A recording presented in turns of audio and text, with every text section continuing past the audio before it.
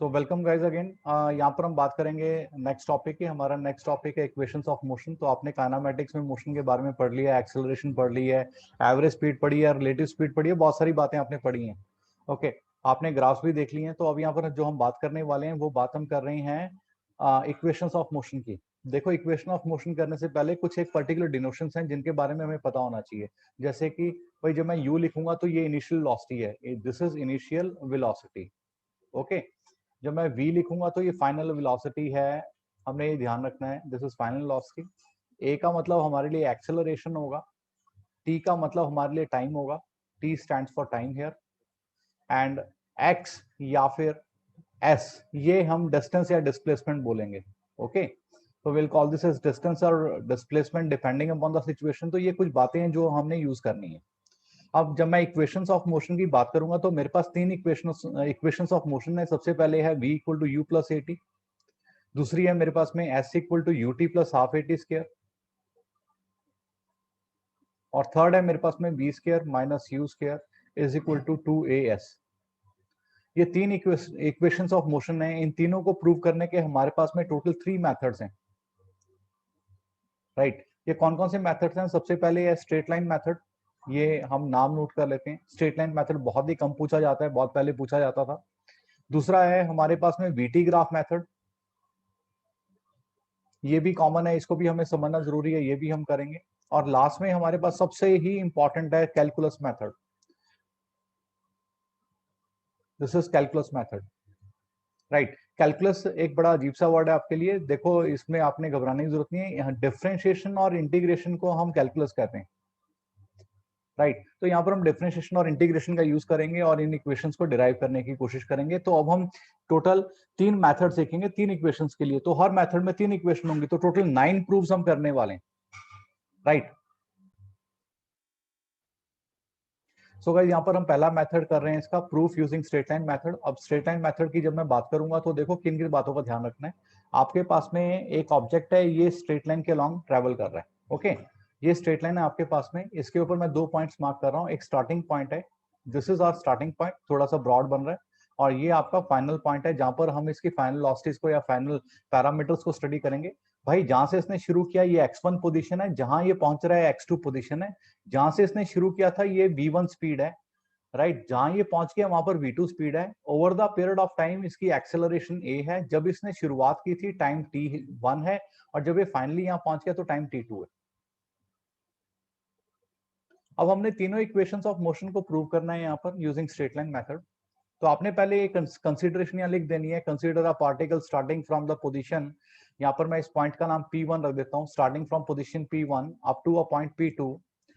The starting time is t1, final time is t2, the starting position is x1, final position is x2, the starting initial velocity is v1 and the final velocity is v2, and it has a acceleration, uniform acceleration a। तो ये बातें आपने लिखनी है। Okay, इसके बाद आपका आता है कि now how we are going to start with. अब देखो, जो पहली इक्वेशन है मेरे पास में ये है v equal to U plus A T. ये इक्वेशन हमने प्रूव करनी है यूजिंग स्ट्रेट लाइन मेथड। तो हम देखने वाले हैं ये कैसे प्रूव करेंगे। सो नाउ लेट अस सी। यहाँ पर हम क्या कर रहे हैं, सबसे पहले एज वी नो दैट, देखो एक बेसिक, अगर मैं एक्सेलरेशन की डेफिनेशन की बात करूं तो ये हमने किया था, ये change of velocity upon change of time होता है। ये डेल्टा यहाँ पर मैंने लिखा है ट्रायंगल की फॉर्म में, इसका मतलब है चेंज। अब चेंज कितना हो रहा है भाई, फाइनल तो v2 है और इनिशियल v1 है, और फाइनल टाइम आपका t2 है और इनिशियल टाइम t1 है। ये एक्सेलरेशन की बात हम यहाँ कर रहे हैं। राइट, अब इस वाले केस में अगर थोड़ा सा इसको मॉडिफाई करें तो v2 माइनस v1 जो है ये acceleration into t2 minus t1 के बराबर है। आई डोंट थिंक इसमें कोई डाउट होना चाहिए। या मैं कुछ सब्सटीट्यूशन कर रहा हूँ, मैं यहाँ लिख रहा हूँ पुट v1 को हम u डाल देते हैं, v2 को हम v डाल देते हैं, t2 को हम t डाल देते हैं, और t1 को हम 0 डाल देते हैं। तो भाई आपके पास में बनेगा v minus U equal to a into T. और फाइनली आप इसको लिख सकते हो v is equal to U plus A T. So that is our required proof. Now अब हमने बात करनी है सेकंड रिलेशन की। सेकंड रिलेशन है s equal to U T plus half A T square. देखो मैंने कहा था पोजीशन को हम s से भी डिनोट कर सकते हैं, x से भी डिनोट कर सकते हैं, डिपेंडिंग अपॉन द सिचुएशन। अब इसका प्रूफ हम कैसे करने वाले हैं, let's have a look here. Now ये इक्वेशन हम कैसे प्रूव करने वाले हैं? सो सी, मैं यहाँ पर एक चीज बता रहा हूँ आपको, जो डिस्टेंस है, as we know that distance equal to, जब हम बात करेंगे, this is average velocity into time taken. ये तो फॉर्मूला हमने पहले किया ही हुआ है, ठीक है ना। आप देखो डिस्टेंस क्या होता है, स्पीड इनटू टाइम होता है, तो वही चीज मैंने यहाँ पर लिखी है, कोई बहुत बड़ी चीज यहाँ पर नहीं लिखी हमने। अब जब मैं यहाँ पर एवरेज स्पीड की बात करूंगा, क्योंकि ये आपका ऑब्जेक्ट यूनिफॉर्मली एक्सेलरेट होता जा रहा है, तो यहाँ पर मैं लिखूंगा एवरेज स्पीड के लिए v2 प्लस v1 अपॉन 2। आपको याद होगा मैंने इस चीज के बारे में कहा था कि जब यूनिफॉर्म एक्सेलरेशन है तो आप final plus initial velocity divided by 2 कर दो तो ये एवरेज वेलोसिटी आ जाती है। और टाइम टेकन कितना हो रहा है? It is t2 minus t1, ये आपका टाइम टेकन हो रहा है। और जो डिस्टेंस है ये बेसिकली आपका x2 माइनस x1 है ना। फाइनल डिस्टेंस आपका x2 है, इनिशियल आपका x1 है। पोजीशन वर्ड भी बोल सकते हो आप, डिस्प्लेसमेंट वर्ड भी बोल सकते हो, क्योंकि स्ट्रेट लाइन पाथ है।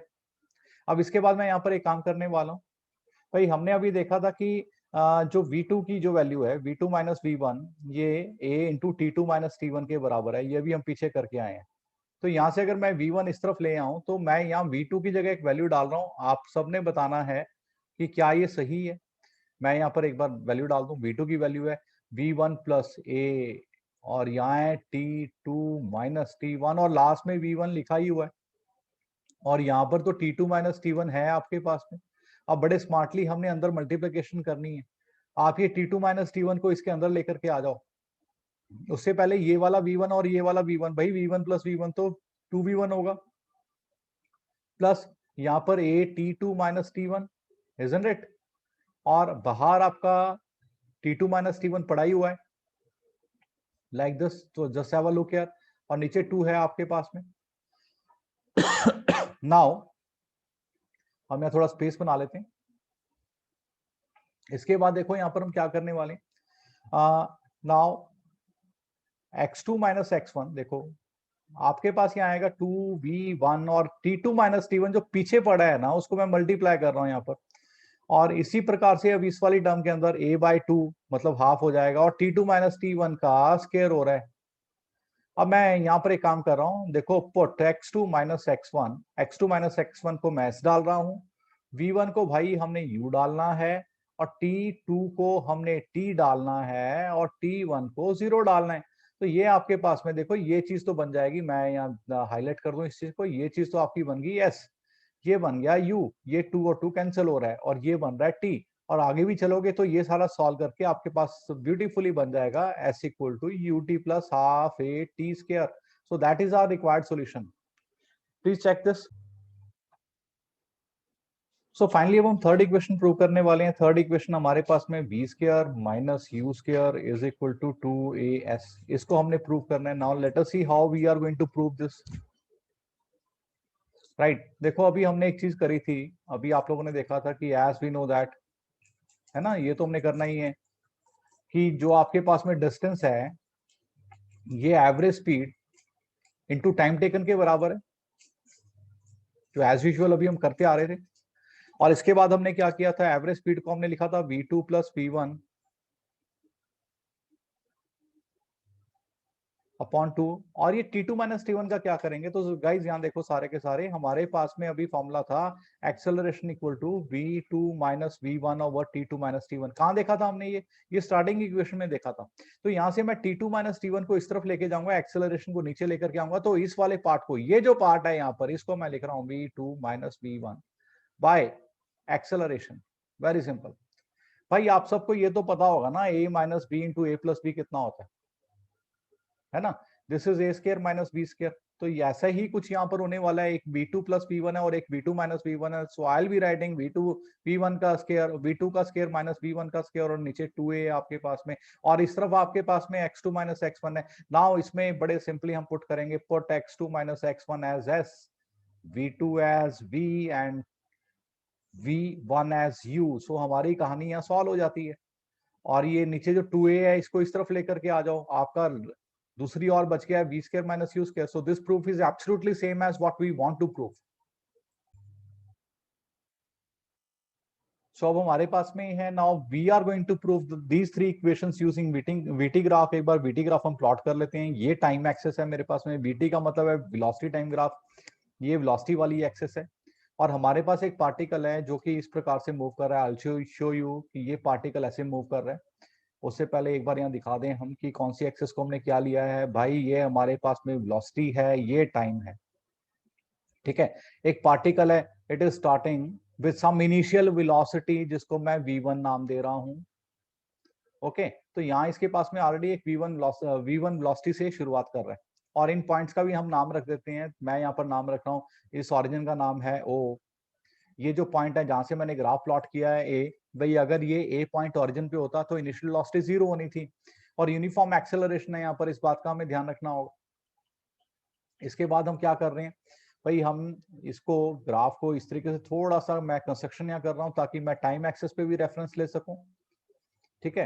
और एक हम यहाँ पर एक रेफरेंस के लिए लाइन ड्रॉ करते हैं ऐसे। सो यहाँ देखो जो मैं बताने वाला हूँ, जो कि बहुत इंपॉर्टेंट बात है यहाँ पर ये आपके पास में जहां ये पहुंचा है ये बी पॉइंट है, इसके रेफरेंस में एक सी पॉइंट मैंने यहाँ लिया है, इसका नेम नीचे वाले का है डी पॉइंट। अब बी को रेफरेंस दे रहा है v2 वेलोसिटी, मतलब जब ये ऑब्जेक्ट बी पॉइंट पे पहुंच गया तो इसकी v2 वेलोसिटी है। जब ये स्टार्टिंग पॉइंट ओ से चल रहा है, इसके पास में टाइम है t1 जिसको मैं लेटर ऑन 0 डाल दूंगा। जब ये डी पॉइंट पे पहुंचा है तो ये टाइम t2 को रेफर कर रहा है जिसको मैं बाद में t डाल दूंगा। अब मैंने इस vt ग्राफ का इस्तेमाल करना है और तीनों इक्वेशन ऑफ मोशन को प्रूव करना है। तो सबसे पहले मैं फर्स्ट इक्वेशन का प्रूफ मैं यहाँ पर कर रहा हूँ। फर्स्ट इक्वेशन हमारे पास में है v equal to U plus A T, तो हम इसका प्रूफ करने वाले हैं। कैसे करेंगे? सबसे पहले as we know that, as usual, है ना, स्लोप ऑफ वीटी ग्राफ। देखो ये बहुत ही इंपॉर्टेंट प्रूफ है, ये एग्जाम में आ सकता है। तो slope of VT graph acceleration होती है, हमने स्टार्टिंग में पूरा लेक्चर इस पे लगाया था स्लोप को समझने के लिए, और फिर एक्सेलरेशन कैसे बताता है समझने के लिए। अब स्लोप हम कैसे लिखेंगे? स्लोप हम लिखते थे वाई एक्सेस के पैरामीटर में जो चेंज है डिवाइडेड बाय एक्स एक्सेस के पैरामीटर्स में जो चेंज है, और ये किसके बराबर है? एक्सेलरेशन के। सो एक्सेलरेशन आपका टेक्निकली क्या बन रहा है? v माइनस यू, क्योंकि देखो हम v2 को तो v डाल रहे हैं ना, v1 को u डाल रहे हैं, और नीचे t माइनस 0।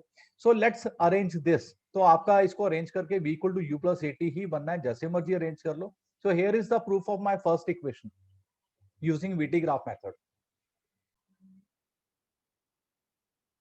सो यहाँ आपने देखा कि फर्स्ट इक्वेशन को कैसे प्रूव करना है। फर्स्ट इक्वेशन को हम सेकंड इक्वेशन के प्रूफ में भी थोड़ा बहुत यूज करेंगे, तो आपने ये प्रूफ जो भी हमने किया इसको ध्यान में रखना है। अब यहाँ बात करते हैं हम सेकंड इक्वेशन को प्रूव करने की। तो सेकंड इक्वेशन का फॉर्मूला होता है S equal to U T plus half A T square. पूरी दुनिया में ये first equation, second equation, third equation के नाम से ही मशहूर है, राइट। पाकिस्तान के लाहौर में चले जाओ, वहां बोलो कि सेकंड इक्वेशन ऑफ मोशन कौन सी है, उन्हें भी यही पता है।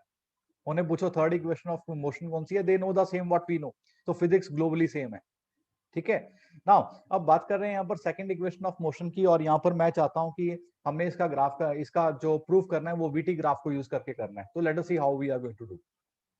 सबसे पहले वही पुरानी बात है, एज वी नो दैट, है ना। यहाँ लिखेंगे एरिया ऑफ वीटी ग्राफ। देखो हमें डिस्प्लेसमेंट निकालनी है ना। जब हमें डिस्प्लेसमेंट निकालनी है तो ध्यान से सुनना, जब हमें डिस्प्लेसमेंट निकालनी है, डिस्प्लेसमेंट वीटी ग्राफ पे कैसे बताते हैं? एरिया से बताते हैं, है ना।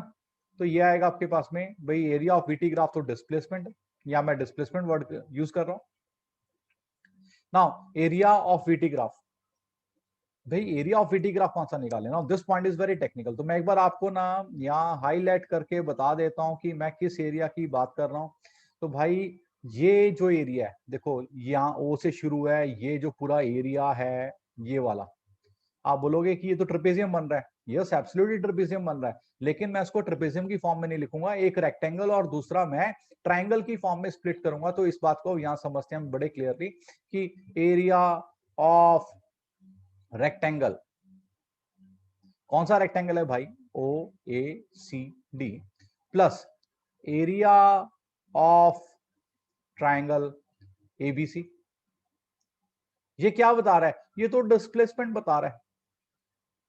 किसने कहा था? ये वीटी ग्राफ में जो हमने पॉइंट किया था कि area of a VT graph shows a displacement, हमने उसको यूज किया है। नाउ एरिया ऑफ रेक्टेंगल क्या होगा?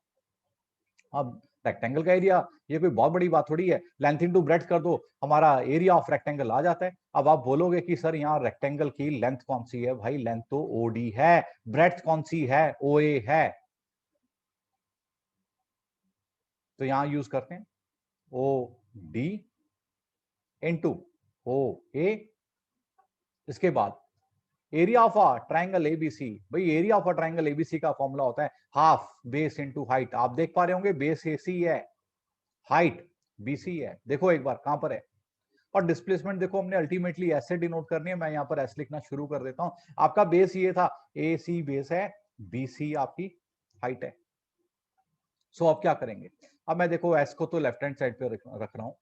अब कुछ सब्सटीट्यूशन यहां करते हैं। कैसी सब्सटीट्यूशन, देखो ओ डी, ओ से डी तक तो ये फाइनल पॉइंट टी है, इनिशियल पॉइंट 0 है, तो मैं इसको टी माइनस 0 या टी लिख दूं। ओ ए किसको रिप्रेजेंट कर रहा है, ओ ए तो V1 को रिप्रेजेंट कर रहा है, V1 तो इनिशियल वेलोसिटी है, यू से शो कर दो। AC किसको रिप्रेजेंट कर रहा है, नाउ ये टेक्निकल पॉइंट है, ए से सी तक, ये ए से सी तक, यहां देखो ये ए है ये सी है, ए से सी तो ओडी को ही रिप्रेजेंट कर रहा है क्योंकि टाइम एक्सेस के पैरेलल है, सिंपल। तो मैं AC को लिखूंगा ओडी, ओडी तो टी था हमारा। अब BC की बात करते हैं, ये टेक्निकल पॉइंट है, BC तो V2 माइनस V1 है, क्यों, वाई एक्सेस पे कंपेयर कर लो आप, ये रहा वाई एक्सेस, ये रहा BC के बराबर, इसको मैं V2 माइनस V1 तो लिख ही सकता हूं। भाई V2 माइनस V1 क्या है, अरे भाई ये तो V माइनस U है ना। अब इनकी वैल्यूज यहां डालना शुरू करते हैं, आपके पास में OD की वैल्यू T है, OA की वैल्यू U है, TU बन गया, हमने UT बनाना है, सेम ही मतलब है। हाफ AC किसके बराबर है, भाई ये तो V माइनस U है, ओके। BC किसके बराबर है, सॉरी AC आपका, ये मैंने BC की वैल्यू पहले डाल दी, अब AC की डाल देते हैं, AC तो T के बराबर है, कोई बात नहीं। अब हमने एक फॉर्मूला किया था भाई थोड़ी देर पहले, V minus U equal to 80, भाई V equal to U plus 80 था ना, तो V माइनस यू तो 80 हो गया, यहां डाल देते हैं इसको, इसको यहां डाल दो, थोड़ा सा अरेंज कर लो, भाई हमें जो प्रूफ चाहिए था हमें उसकी प्राप्ति हो गई है। So that is our proof here of the second equation of equations of motion. Please check. सो बातें हैं अपने अगले पॉइंट के ऊपर। अगली जो इक्वेशन है हमारी, V square minus U square equal to 2as के बराबर है। कैसे प्रूव करें, देखो जिस भी फॉर्मूला में ऐसा आएगा ना, मतलब डिस्प्लेसमेंट बता रहा है, और डिस्प्लेसमेंट और वीटी ग्राफ, तो मतलब कहीं ना कहीं एरिया इन्वॉल्व होगा, तो यहां हम फिर से वैसे लिख देंगे as we know that, right, displacement on VT graph equal to area of VT graph. मेरी राइटिंग थोड़ी सी समझ नहीं आ रही होगी, कोई बात नहीं, कॉन्सेप्ट पे ध्यान दो, बट आपने अपने एग्जाम में राइटिंग अच्छी लिखनी है, क्योंकि आपकी राइटिंग देख के ही एग्जामिनर जज कर पाएगा कि आपने क्या लिखा है। Now displacement again I am going to show this with as usual, area of VT graph. भाई इस बार फिर एरिया आ गया, आप बोलोगे सर अब रेक्टेंगल और ट्राइंगल वैसे ही ले लेते हैं, नहीं भाई नहीं, इस बार हमें पूरा कंसीडर करना है, कि ट्रेपेजियम कंसीडर करना है। अब एरिया ऑफ ट्रेपेजियम मैं यहां लिख देता हूं, एरिया ऑफ ट्रेपेजियम का फॉर्मूला होता है half sum of parallel sides, right, sum of parallel sides into perpendicular distance between them। तो ये फॉर्मूला आपने देखा होगा पहले, मैंने थोड़ा सा यहाँ ब्रश अप कराने की कोशिश करी है। Same I am going to use here area of trapezium. कौन सा ट्रेपेजियम है, ओ ए बी सी डी। इसको कैसे लिखें, half sum of parallel sides, मतलब ओ ए में ऐड कर दो बी डी, और इनके बीच का परपेंडिकुलर डिस्टेंस ओडी के बराबर है। थोड़ा सा डायग्राम देखो, जो हमने यहाँ पर पैरामीटर यूज किया, इनको देखो किस तरीके से हमने वैल्यूज कंपेयर करी हैं। Now what I am going to do is half ओए V1 के बराबर है, बी डी ये रेफर कर रहा है V2 को, ध्यान से देखो ग्राफ में, B किसको रेफर कर रहा है, V2 को, ओडी ये तो T है। अब वापिस उसी इक्वेशन पे आते हैं, कौन सी इक्वेशन भाई, पहले वाली इक्वेशन क्या थी वो, V minus U equal to 80, यहां से मुझे केवल t की वैल्यू चाहिए, तो मैं a नीचे ले जाऊंगा। यहां मैं एक स्मार्ट सब्स्टिट्यूशन कर रहा हूं। देखो v1 को u डाल देते हैं, v2 को v डाल देते हैं, और ये आपका है v माइनस यू अपॉन ए। अब इसको थोड़ा सा रीअरेंज करते हैं, हाफ, भाई ये v प्लस यू है पहली टर्म, दूसरे वाली है v माइनस यू, और नीचे आ रहा है a आपका। अब देखो क्या बन रहा है, 2a तो इस तरफ ले आओ, इस तरफ लेफ्ट साइड में बनेगा v square minus U square. So that is our required proof, hence we have obtained the third equation. Now ये सबसे इंटरेस्टिंग और सबसे थोड़ा सा टिपिकल मैं बोलूंगा प्लस वन के स्टूडेंट्स के लिए जो टॉपिक है, वो proof of equations of motion using calculus method है। जब मैं यहाँ पर एक कैलकुलस मेथड वर्ड यूज कर रहा हूं, तो इसमें डिफरेंशिएशन और इंटीग्रेशन दोनों ही है। नाउ हम थोड़ी सी डिफरेंशिएशन और इंटीग्रेशन की इंट्रो यहां समझ लेते हैं। देखो जब हमारे पास में लिखा होगा dy अपॉन dx, तो इसका सीधा सा मतलब है डिफरेंशिएशन ऑफ y, अगर मैं मैथ्स की टर्म्स में बात करूं, विद रिस्पेक्ट टू x। और इसको अगर हम बहुत ही सिंपल टर्म्स में बात करें, change in y over change in x। अब ये कौन सा चेंज है भाई, ये बहुत स्मॉल चेंज है, ये जो चेंज है ये बहुत छोटा होना चाहिए। तो ये तो हो गया डिफरेंशिएशन का मतलब। एक स्टैंडर्ड फॉर्मूला जो हम अक्सर यहाँ पर यूज करने वाले हैं, कुछ एक मैं स्टैंडर्ड बातें यहाँ बता देता हूँ।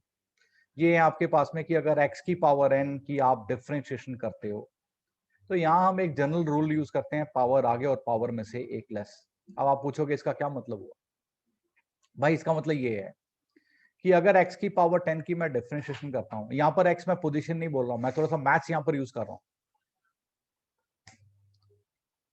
तो ये पावर आगे और पावर में से एक लेस, सिंपल इतनी सी डिफरेंशिएशन आपने करनी है। एक ये पहली और सबसे अहम बात नोट कर लेना। सेकंड पॉइंट मैं बता रहा हूं कि अगर आपके पास सिंगल x है, मतलब पहले क्या था, अभी इसमें x की पावर 10 था, यहां मैं क्या कह रहा हूं, सिंगल x। भाई सिंगल x की डिफरेंशिएशन 1 होती है। तीसरी और बहुत ही इंटरेस्टिंग बात की डिफरेंशिएशन ऑफ एनी कांस्टेंट, यदि मैं किसी कांस्टेंट नंबर के डिफरेंशिएशन करता हूं तो ये 0 होती है। तो ये तो रही डिफरेंशिएशन की बातें मैं जो यहां यूज करूंगा। आप पूछोगे सर कैसे यूज कर लोगे, तो मेरी बात ध्यान से सुनना भाई।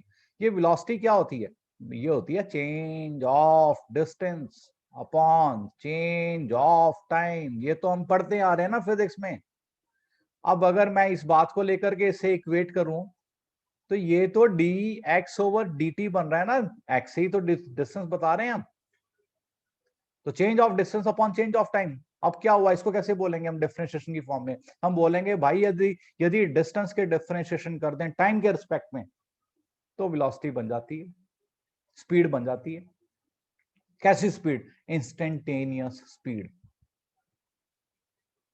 एक पर्टिकुलर समय पे दिखाई जाने वाली स्पीड बन जाती है। खैर वो तो हम और डिटेल्स आगे न्यूमेरिकल पॉइंट ऑफ व्यू में देखेंगे। फिलहाल आप ये समझो change of distance upon change of time तो हम पढ़ते ही आ रहे थे, लेकिन चेंज को तो हम डिफरेंशिएशन कहते हैं।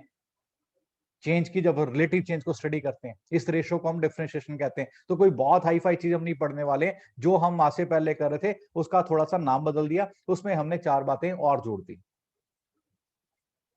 आप पूछोगे सर इतना ही है इसमें, नहीं भाई इतना नहीं है। अब एक्सेलरेशन की बात करते हैं। एक्सेलरेशन थी change in velocity upon change in time.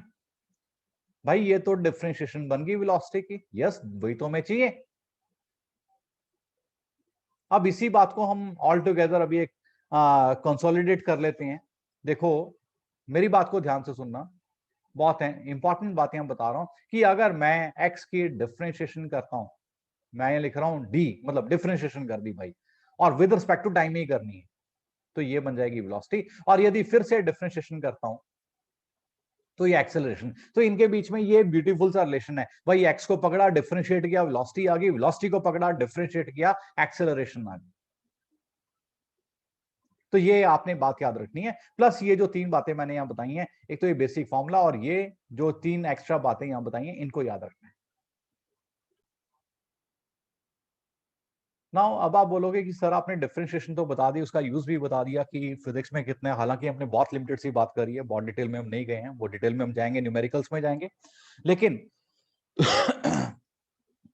Integration का क्या रोल है, देखो एक बड़ी सिंपल सी स्टेटमेंट है, जब हम बच्चों को पढ़ाते हैं हम कहते हैं जो डिफरेंशिएशन और इंटीग्रेशन है ना, इनका आपस में उल्टा रोल है। अब ये उल्टा रोल कैसा है, पहले इंटीग्रेशन समझ लेते हैं, है ना, पहले मैथ्स की बात कर लेते हैं। भाई इंटीग्रेशन का साइन ये होता है, ये कैसा साइन है, फिर से देखो भाई ये लंबा सा एस साइन है, और अंदर कोई भी फंक्शन जिसकी आप इंटीग्रेशन कर रहे हो, ये फंक्शन क्या है भाई, मैं मैथ्स की फॉर्म में समझा रहा हूं, एक बार इसे समझ लेते हैं। और ये dx लिखा है, ये क्या बात हुई, एक बार जनरल सी बातें पकड़ते हैं, ठीक है। हम ऐसी बातें डिस्कस करेंगे जो आपको समझ आ सके। देखो पहली बात, स्टैंडर्ड फॉर्मूला x की पावर n की जब आप डिफरेंशिएशन करोगे तो ये जो dx है ना, ये बताता है किसके रिस्पेक्ट में इंटीग्रेशन करनी है।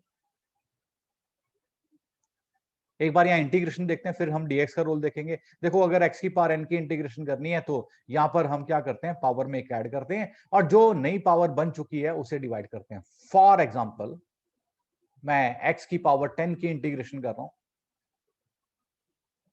यहां पर आपके पास में dx लिखा है, dx बता रहा है कि भाई x की इंटीग्रेशन करनी है, क्या बनेगा भाई 10 का 11 बना दो और 11 से डिवाइड कर दो। ये रूल याद रखना है और कुछ नहीं याद रखना। अगर आपके पास लिखा है x की पावर -1 इसकी इंटीग्रेशन करनी है, तो ये थोड़ी सी एक्सेप्शन है जो बता रहा हूं यहां पर, इसमें एक ऐड कर दो, 0 बन गया, डिवाइड कर दो 0 से। अरे भाई ये तो गलत हो गया क्योंकि डिनोमिनेटर में हमें मैथ्स में 0 नहीं चाहिए, तो इसका एक अलग कॉन्सेप्ट है, इसका एक अलग फॉर्मूला सेपरेटली याद कर लेना कि x की पावर -1 की log x होती है। माइंड में रखना बस कि मुझे डिनोमिनेटर में 0 नहीं आना चाहिए, अगर डिनोमिनेटर में 0 आ रहा है तो पक्का हम गलती कर रहे हैं या कुछ भूल रहे हैं। अच्छा अब मैं यहाँ dx की बात कर रहा था, तो मैं एक छोटी सी चीज बताता हूँ। मान लो आपके लिखा है x² y क्यूब और यहाँ लिखा है dy। अभी अब ये dy का क्या रोल है, dy बताता है भाई किसकी इंटीग्रेशन करनी है, तो y की करनी है, मतलब x² को कुछ नहीं कहेंगे। अब इंटीग्रेशन कैसी करनी है, इंटीग्रेशन में एक ऐड करना है पावर में और जो पावर बनी है नहीं उससे डिवाइड करना है। तो ये एक छोटा सा इंटीग्रेशन का रूल याद रखना है। और एक और बात यहाँ याद रखते हैं कि अगर मैं सिंगल dx की इंटीग्रेशन करता हूं तो ये x बनेगी। हालांकि देखो इसमें एक लिमिट्स वाला पार्ट भी है, अपर लिमिट लोअर लिमिट, उनकी अभी फिलहाल हमें जरूरत नहीं है तो मैं उनको डिस्कस नहीं कर रहा हूं। इंटीग्रेशन का मतलब होता है बड़ा करना, डिफरेंशिएशन का मतलब होता है छोटा करना। आप इस तरीके से इनको समझ सकते हैं। अब इनका फिजिक्स में क्या यूज है, ये यूज यहां पर देख लेते हैं। देखो वेलोसिटी है dx अपॉन dt, तो dx को अगर ऐसे लिखें v dt लिख सकते हैं, मैंने dt उस तरफ भेज दिया। अब मैं दोनों तरफ इंटीग्रेशन कर दूं तो मैं v dt की इंटीग्रेशन कर रहा हूं, खाली dx की इंटीग्रेशन भाई ये लिखा हुआ है यहां पर, अभी तो किया था हमने, x होती है। अब फिजिक्स वाले दिमाग लगाते हैं यहां पर, ओए x तो पोजीशन होती है तो अगर मुझे पोजीशन चाहिए तो वेलोसिटी की इंटीग्रेशन कर दो टाइम के साथ में, तो इस स्टेटमेंट को मैं ऐसे बोलूंगा कि अगर मैं, ये टाइम है बेटा, हाँ ये टाइम है, अगर मैं इसको ऐसे बोलूंगा कि वेलोसिटी की अगर आप टाइम के रिस्पेक्ट में इंटीग्रेशन करते हो आपको पोजीशन मिल जाती है, डिस्टेंस मिल जाता है, डिस्प्लेसमेंट मिल जाती है, जो हमें रिक्वायरमेंट है उस पर्टिकुलर न्यूमेरिकल में कॉन्सेप्ट में वो मिल जाता है। और इसी प्रकार से हमारे पास में वेलोसिटी है, सॉरी एक्सेलरेशन है dv अपॉन dt, तो यहां से मेरे पास में dv मिलेगा adt। आप समझ गए होंगे मैं क्या करने वाला हूं। अब इसके बाद अगर v मेरे पास में adt है, dv अगर adt है, अगर मैं दोनों तरफ इंटीग्रेशन कर दूं तो भाई dv की तो v होगी ना, dx की x थी तो dv की v होगी, यहां adt। सो ये कहता है कि अगर एक्सेलरेशन की इंटीग्रेशन करते हैं विद रिस्पेक्ट टू टाइम तो वेलोसिटी आती है, राइट। तो ये छोटी छोटी बातें याद रखनी है।